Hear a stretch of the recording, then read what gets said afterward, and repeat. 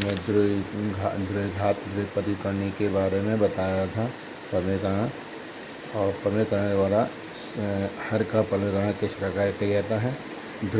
दो पद हों हर में तो कैसे होगा, एक पद होंगे तो कैसे होगा। करनी का गुणा करना, करनी का योग करना, करनी को जोड़ना घटाना, ये हम सब बता चुके हैं। और इसके बाद बहुपद मिश्र करनी को शुद्ध करनी में बदलना और शुद्ध करनी को मिश्र करनी में बदलना, ये सब हम बता चुके हैं। परमेय संख्या के बारे में भी बता चुके हैं कि परमेय संख्या करनी के नियम बताए थे, और उसके बाद शुद्ध करनी मिश्र करनी के बारे में भी बताया था। अब हमें शुद्ध करनी किसे कहते हैं और मिश्र करनी किसे कहते हैं, इनको हल करना बताया था, चेंज करना बताया था। इसके बाद समरूप पदों को जोड़ते और घटाते हुए हमें करनी को जोड़ना और घटाना बताया था। और ये बताया था कि जोड़ने के लिए कर्णीगत और कर्णीघातें समान होना चाहिए।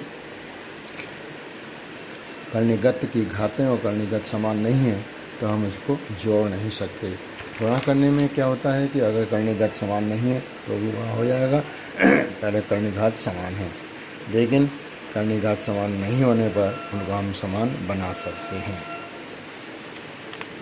नया अध्याय है बहुपद। बहुपद फिर इसको इंग्लिश में पॉलिनोमियल भी कहते हैं।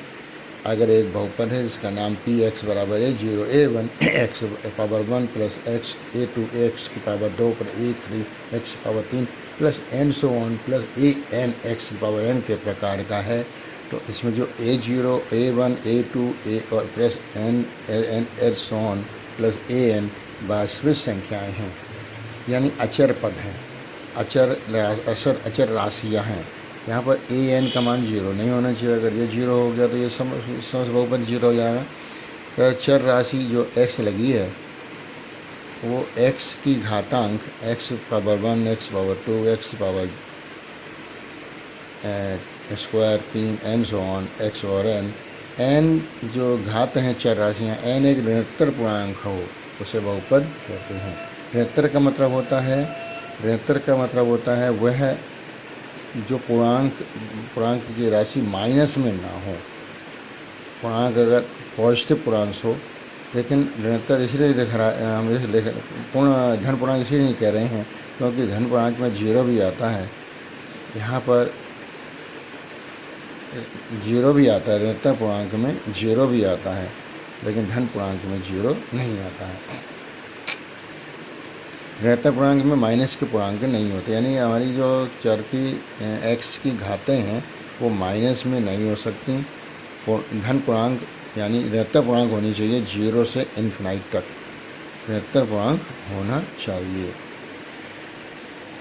यदि a0 a1 a2 a3 and so on n पूर्णांक हैं तो इसे पूर्णांकों पर बहुपद कहते हैं। यदि a0 a1 a2 a3 and so on an परमेय संख्या हों तो इसे हम परमेय संख्या पर बहुपद कहते हैं।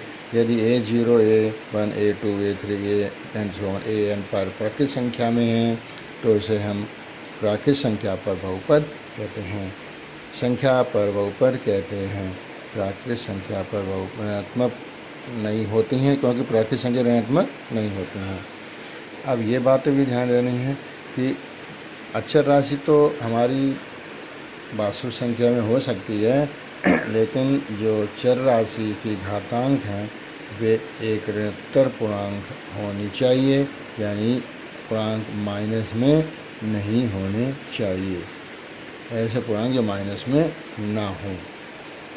अब जैसे कि 3/4 x की पावर 4 माइनस 4/3 x की पावर 2 प्लस 2x माइनस 6, ये बहुपद है। इसमें चर एक ही है, एक ही चर होना चाहिए और पावर है 4 2 1 तो पदों की संख्या 4, लेकिन ये बहुपद में परमेय संख्या आ रही हैं 3/4 और माइनस 3/4, तो ये परमेय संख्या पर बहुपद है। 2x² plus 4x² plus 18x plus 9, ये बहुपद प्राकृतिक संख्या पर है क्योंकि इसमें सभी प्राकृतिक संख्या हैं। 2 प्लस के निशान है, अगर प्लस के निशान है और ये सब पॉजिटिव हैं तो इन्हें प्राकृतिक संख्या बहुपद कहते हैं।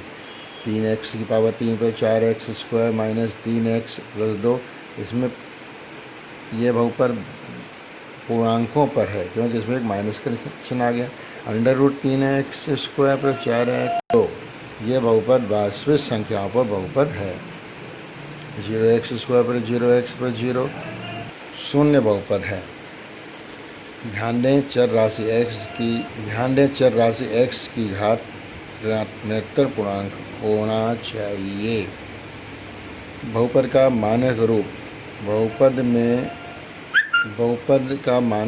बहुपद में चर x की घातें को आरोही या अवरोही क्रम में होना आवश्यक है। पदों को आरोही का या अवरोही क्रम की घातों में लिखने को बहुपद का मानक रूप कहते हैं। ये बात बहुत ध्यान देनी है कि जो हाईएस्ट पावर होगी बहुपद की घात होगी, उसे हम बहुपद की घात कहते हैं। अब इस बहुपद की घात कितनी है? 4। इस बहुपद की घात कितनी है? 3। और इस बहुपद की घात कितनी है? 3। इस बहुपद की घात कितनी है? 2। यहाँ पर x की चर की घात ऋणात्मक पूर्णांक है और बाकी अचर पद बदले जा सकते हैं, लेकिन ऋणात्मक पूर्णांक बटे में या माइनस में नहीं होना चाहिए, उसे बहुपद नहीं कहते हैं।